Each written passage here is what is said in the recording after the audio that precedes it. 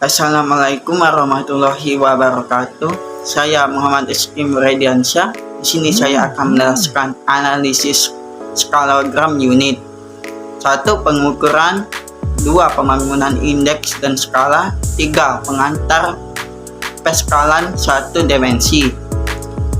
Pembahasan metode analisis skalogram yang digunakan khususnya sebagai teknik perencanaan pembangunan serta keterbatasannya.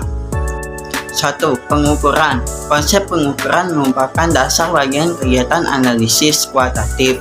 Setiap kali kita mencoba untuk mengkualifikasi peristiwa atau objek atau bahkan konsep, kita terlibat dalam pengukuran.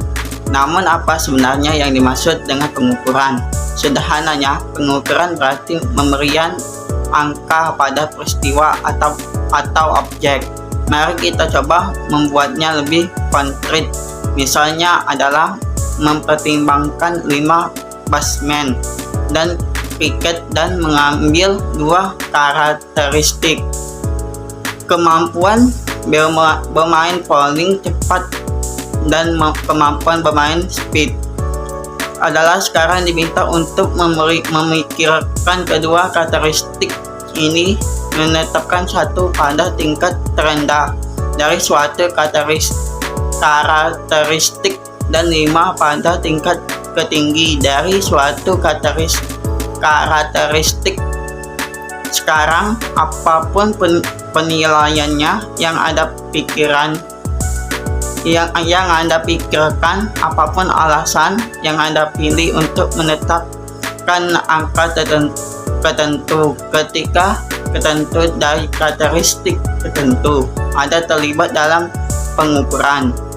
2. Pembangunan indeks dan skala. Skala seringkali merupakan indeks. Seorang peneliti biasanya memperoleh beberapa ukuran berbeda dan menggabungkannya dalam sebuah indeks.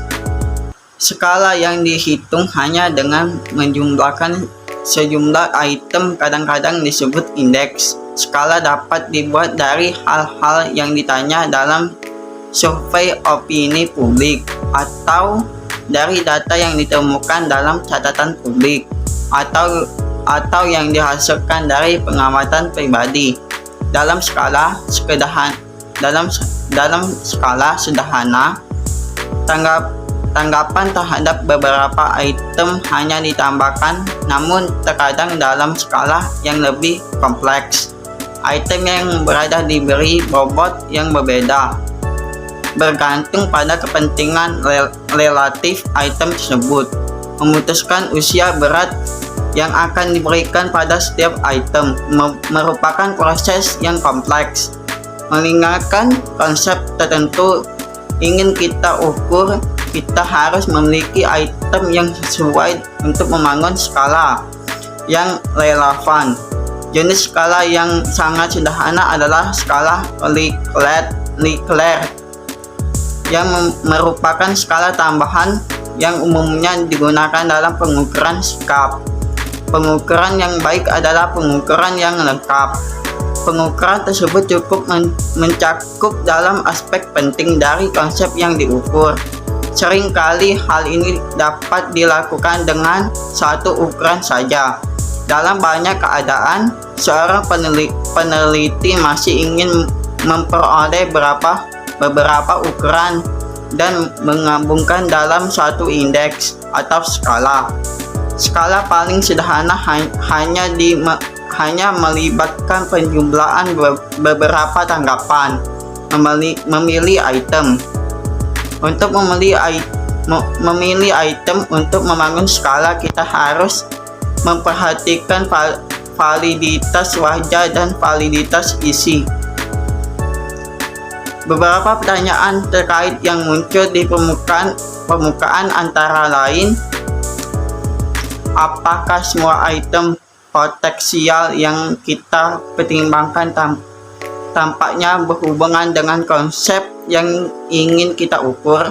Apakah semua aspek yang relevan dari konsep tersebut disertakan dalam skala kami?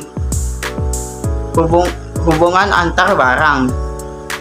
Selanjutnya kita perlu melihat karakteristik antar item. Jika semua yang dimaksud untuk mengukur konsep yang sama, item tersebut harus terkait satu sama lain dan dengan skala keseluruhan. Kita bisa menggunakan teknik lintas tabular dan toleransi. Kita juga perlu membandingkan setiap item dengan skor skala total. Ini disebut analisis item. Jika skor individu tinggi pada suatu item namun rendah pada keseluruhan skala, maka item tersebut tidak mengukur hal yang sama dengan item lainnya dan harus dibuang. Mencetak skala diikuti dengan langkah untuk menilai setiap responden pada skala tersebut. Langkah ini melibatkan penentuan bobot, jika ada, menetapkan sebagai tanggapan, dan kemudian survei tanggapan masing-masing responden. Setelah itu, responden mungkin dikelompokkan dalam beberapa kategori atau skalanya mungkin perlu dikodekan ulang dalam bentuk lain. Biasanya respons skala ekstrim hanya berjumlah sedikit. Masalah lain dalam menilai skala adalah memutuskan apa yang harus dilakukan terhadap yang hilang. Ada beberapa skala untuk mengatasi masalah ini. Keluarkan individu yang datanya hilang dari analisis. 2. Mengabaikan tanggapan yang hilang dengan memberikan angka 0. 3. Memberikan skor rata-rata pada item tersebut kepada setiap responden yang melewatkan suatu item. Dan keempat, memberikan skor rata-rata pada item yang telah dijawabnya kepada seseorang yang tidak mempunyai soal. 3. Pengantar skala suatu dimensi. Untuk mendapatkan informasi mengenai pendapatan masyarakat, pembuatan kebijakan dapat menyusun kuesioner yang terdiri dari beberapa item. Ada beberapa cara untuk menggabungkan item-item ini ke dalam suatu skala. Tergantung pada penggunaan skala yang dihasilkan. Masing-masing metode ini terkait dengan model keskalan tertentu. Skala adalah teknik untuk menggambarkan ukuran baru. Suatu teknik yang konsisten secara internal. Keskalan adalah proses pembangunan suatu aturan yang memberikan simbol atau angka kepada individu atau perilakunya untuk tujuan pengukuran. Pemodelan keskalan sebagai besar memiliki kegunaan yang berbeda-beda. Pertama, modelan keskalan dapat membangun dalam menguji hipotesis. Di unit 19, kita membahas pengujian hipotesis di unit kita. Pembahasan metode penelitian. Kedua, keskalan dapat digunakan semata-mata untuk mendeskripsikan suatu struktur data, yaitu mengungkapkan dimensi laten atau tersembunyi yang mendasari sekumpulan pengamatan yang diperoleh. Yang ketiga, keskalan dapat digunakan untuk mengembangkan skala dapat digunakan untuk menilai individu. Ide dasar keskalan adalah unit merepresentasikan objek sebagai titik dalam suatu ruang. Semua metode keskalan bersifat umum, dalam arti bahwa dimensi ruang sesuai dengan sumber variasi yang mendasari objek. Namun cara seorang melakukan observasi ke data dan kemudian representasi geometris kepada berbeda-beda dari skala ke skala.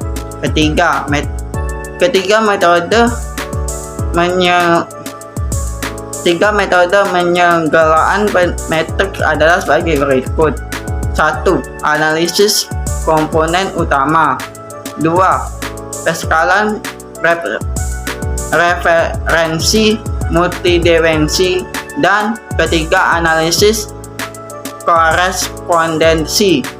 Dalam dasar analisis skogram adalah analisis skogram adalah suatu teknik untuk menguji apakah sekumpulan item konsisten dalam artian semuanya mengukur hal-hal yang sama. Jika semua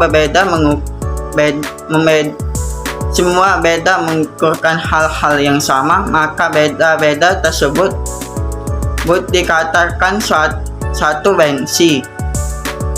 dimensi. Artinya berbeda-beda tersebut mempunyai dimensi tunggal.